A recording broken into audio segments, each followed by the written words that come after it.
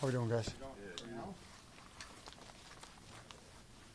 Al, have you gotten in a lot of what you wanted to get in before OTA started? Has it gone the way you wanted it to go for the most part? Yeah, just the guys have exceeded expectations in terms of their preparation, and the staff has done a great job delivering the message and getting it taught. So just goal line and end of game stuff is all that's left for training camp. So that's a pretty remarkable job by everybody, and I love the attitude of the players to attack that the way they did.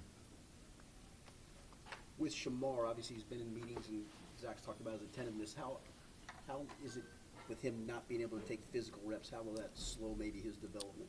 Yeah, again, that's not really our concern. Our concern is teaching him, making sure he's learning, he's engaged, he's on time, he's had a great attitude in the meetings.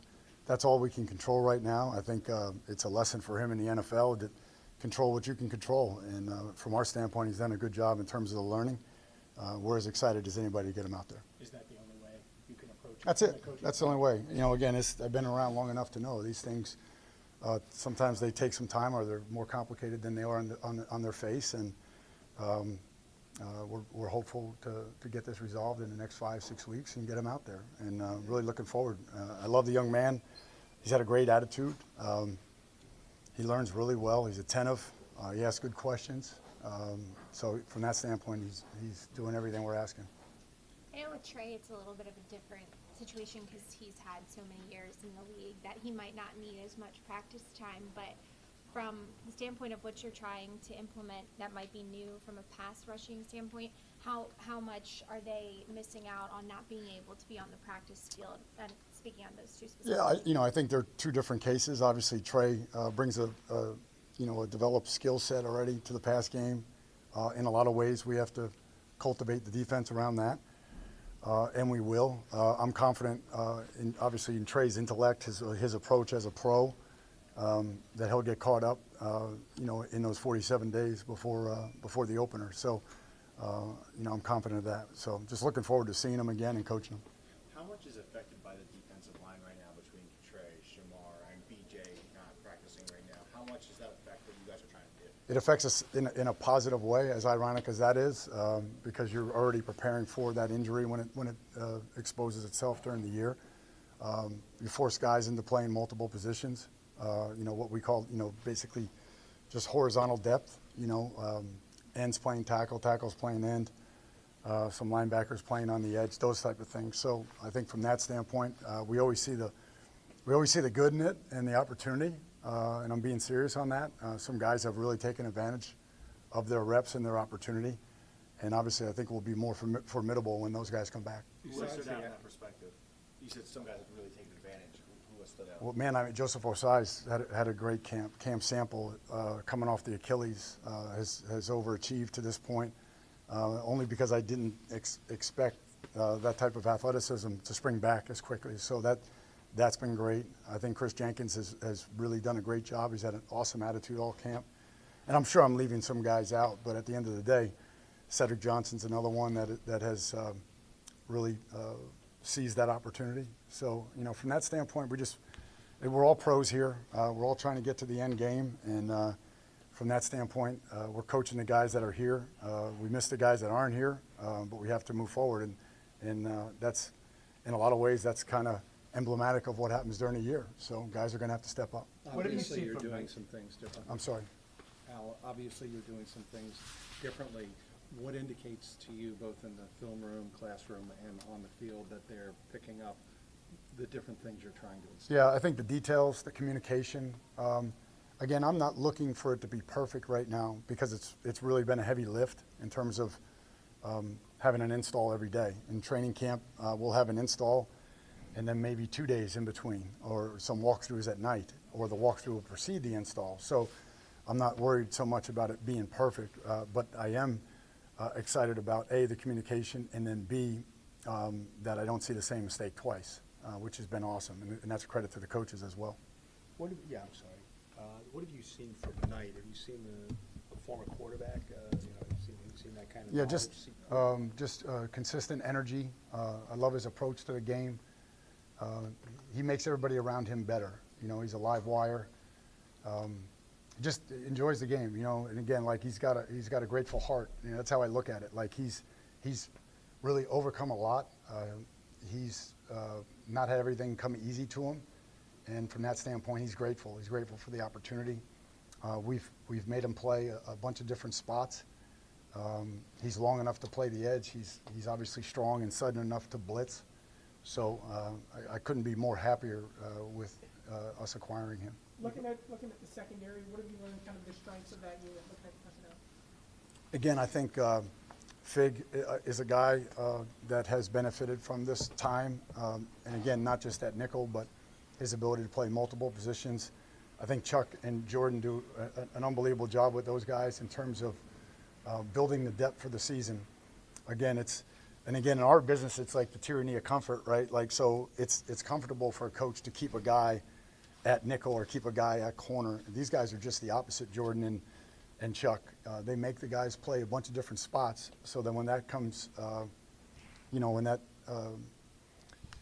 occurs during the season, it's second nature for the guys to play a different spot. So we've been moving guys around, and they're a fun group to coach. Their football intelligence, their energy, both in the classroom and on the field. And I'm just really excited about them as a group. Al, could you foresee adding a veteran safety, or are you pretty good with where the safety room is? Yeah, again, we have a great personnel department. We relied on them heavily for the 3 picks that we had on defense. We hit on all of them. And I feel like they do it way better than we do it in terms of the marriage between needs and, things that are open right now. And then also, looking at it, from the standpoint of a cap. So if there's opportunities to make our team better, I know they're going to do that. They did that when I was here last time. And I really think whether it was waivers with Joe Bocci last time I was here, or we went out and got Clay Johnston and Keandre Jones and all those guys that played linebacker, that ended up being a really good group because of what they did upstairs. Are you moving those corners around to cross-train them, or can you do that in the season? Yeah, we'll see. We'll see where it goes. It's a little bit early for that, but I think, they show again, it's one thing to be smart and it's one thing to love football, but to love the approach and the process the way they do, that's what's been awesome every day. And that's what motivates us as coaches to be better every day. So I think those guys' approaches, like, give me more, let me do more things, let me play corner, let me play safety, let me play nickel, let me play dime.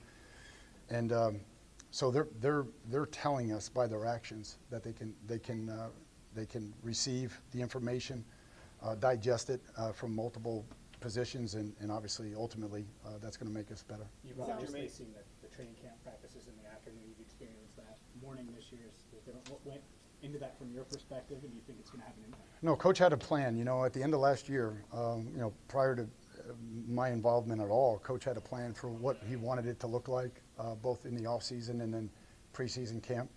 And our job is to execute that plan and make it the best plan possible. And he gives us that form as coordinators and as a staff. So obviously we've contributed to that, but I think he's got a really, great plan in terms of how we want to approach training camp with ultimate goal of being starting fast. What have you seen from Logan Wilson? Again, I watched, when I got here, I watched last year. He was hobbled a little bit. I went back and watched last year's OTAs, and he looks nothing like either of those right now. He looks excellent. I think he's going to be 29 soon. So I think he's taking care of himself really well. He's been playing fast. I see an energy about him right now that's been really good, and the linebackers are feeding off that. So I'm excited about him, and I'm obviously grateful to be reunited with him. When you look at all the work that y'all have done over the entire offseason, what's been the most encouraging thing that they showed this defense to be better than it was a year ago, in your opinion? Just their attention to what we call the foundation, the core principles. So just whether it's tackling, ball disruption, being better at situations, or both the identification, recognition, and how we want to perform in situations. All of those things factor into the game, and I think they're on the details right now, whether it's tackling or ball disruption. It's not just that, Ben. It's that they're willing to go out 5 minutes early every day and work on it, and the effort that we're getting in the tackling periods has been awesome, although it's not, full pads yet or any of that, but they've really are buying into being brilliant in the basics. And we can call a million different things, and a lot of times the players make you right. You didn't have the right call, but Trey got a sack.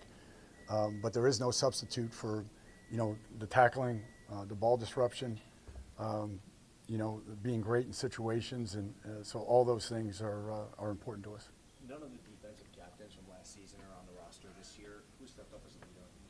Well, again, BJ's been out, but there's no question he's a leader. He's been really, really good. So I'm excited about him. Cam Sample, a little bit more on the quiet side, but has been a really, really good leader. Orrin Burks and Logan inside have done a great job. Fig at nickel has been really, really good. Jordan Battle. I'm sure I'm missing somebody. I hate answering that question in this forum because we've had a lot of guys that have stepped up. And again, the most important thing about leadership is understanding what the head coach and coordinator want, and making sure the message comes from the ground up, not from the top down. Again, we can provide the foundation, the values, the core principles, but if the buy-in doesn't come from the ground up, and right now we're getting that, and I know Zach is excited about that. You mentioned the draft picks being hits. Yep. What have you seen from TJ Slayton? Obviously, he was your biggest free agent. Well, I just got done telling upstairs, just really excited about the way he's preparing every day. He's been in good shape. We're moving him around a little bit. He's able to do that. He's got, really elite quickness for somebody that's 325, and I don't know, maybe I'm taking the over on that, but he's just been great. He's been a leader. He's pulling guys aside during practice, and he's made us so much better and stronger inside, and he's just given us an opportunity to play a lot of different fronts with him. A lot of the tackling drills that you're doing are very basic, fundamental things. Is that how you get better in this day and age when there's only so much tackling? No doubt. And again, what's important is the buy-in from the players, because here in Cincinnati you have a head coach that protects the players over the long haul, most particularly in the season. So again, if you're not over-exaggerating your technique, if you're not attacking the ball, if you're not on the leverage hip, if you don't have the leverage foot up, on and on and on, technically, then you're not building great muscle memory. So not only are you not straining athletically and physically, but you're not building the right blueprint in your mind for how to do it. So that's the only thing that's going to hold up. So again, we're always talking about just over-exaggerate your technique in a walkthrough, over-communicate, and then demonstrate that you can understand and execute your assignment. In this case, tackling. Is there anything with Logan's game? Did you or him go back to 20 and 21 and maybe look at some of the things that maybe get back to this? Or No, I think he's in a great spot. There really wasn't. I mean, he made it a commitment coming off the injury that he was going to come back better than ever, and he has. And he's been great. I'm in the headset now with him. So from that standpoint, there's a symbiosis there in terms of him understanding what I'm looking for and him executing it. So, no, I'm just excited the work that he's put in, and obviously I think he's going to benefit greatly from that. You mentioned earlier the moving pieces in the secondary, Dax and his skill set. How intriguing is that for him? Yeah, no, I'm excited about Dax. He knows that. I tell him all the time, can't wait to get him out there. Again, sitting in the front row, engaged, asking questions all the time, asking questions in practice, answering questions in the meeting. So, again, he's made the most of his time, and he's really committed to doing everything he can do to be the best he can be. So, excited about him. Miles Murphy, what have you kind of seen from him to this point, and what's your message to him about what you want to see take a next step for him in training camp? I think it's time, right? It's time. Again, right now, I think Jerry does an unbelievable job with those guys technically. It should start to quiet down for him now, just in general. Pass rush move, pass rush counter. Run, movement, run lockout, run disengagement. All those little things should quiet him down. And if we can get it to quiet, then let his athleticism take over. Again, he's got great range. He's got elite speed for the edge, and he's big. He's 6'6", 270 pounds, and he gives us some flexibility. So I'm really excited about him, but it is time. He knows that. It's time to go, and we're really counting on him. We really are.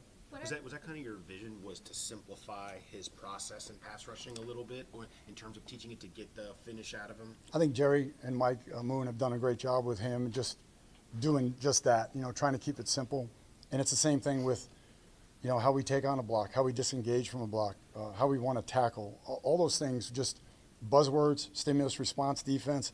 Everybody play fast, and if we can do that, if we can achieve that here in the next 8 weeks with him, 9 weeks, then we're going to have something.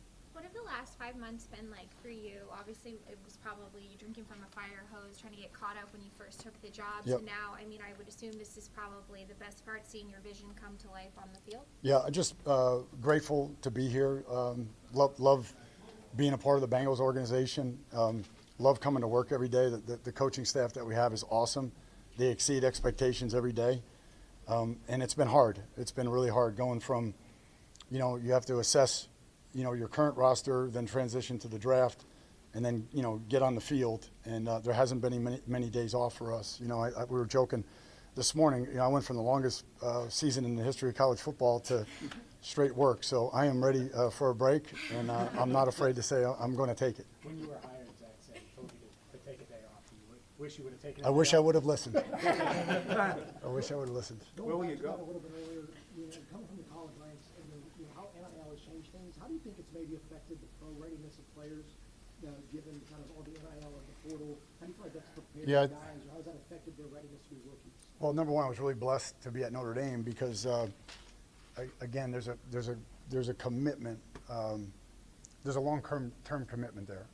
No one's immune to the NIL, but at least there we had guys that understood the value of trying to get a degree. We had multiple guys, maybe dozens of guys that were in postgraduate classes or getting postgraduate degrees. So from that standpoint, I didn't experience it to the degree that maybe you're talking about. But I did read somewhere recently where people are factoring that in to their decision making. If you're a 3-school guy or a 4-school guy, well, how are you going to put roots in here, and just dig in and fight through? I mean, again, we're trying to build a team for 21 games, so it is never pretty. And again, when I was here in 21, there was a lot of people saying, we got to change the staff, after we lost to Philly. I think it was Philly that year. I can't remember. At the bye anyway. But and then again, everybody stays together. We had great leadership from Zach. We got great leadership in the locker room. So all those things factor into what you're saying, Ben. Okay, guys. Yeah, thanks.